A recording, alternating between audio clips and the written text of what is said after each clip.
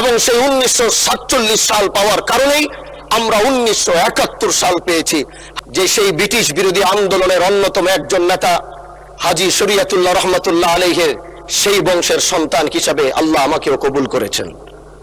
মাননীয় স্পিকার, হাজী শরীয়তুল্লাহর কথা যদি বলতে হয়, তিনি যেভাবে এই দেশকে অন্যায় অবিচার মুক্ত করার জন্য, এদেশের মানুষ ছিল নির্যাতিত, এদেশের কৃষকরা ছিল নির্যাতিত, এদেশের মুসলমানরা ছিল নির্যাতিত।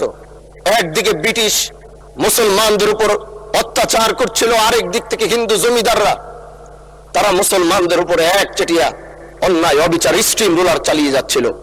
তখনই এই বাংলার বুকে হাজী শরীয়তুল্লাহর আগমন হয় এবং তিনি ইনসাফ প্রতিষ্ঠার যে সংগ্রাম শুরু করেছিলেন, সেই সংগ্রামের মধ্য দিয়ে আসে 1947 সাল।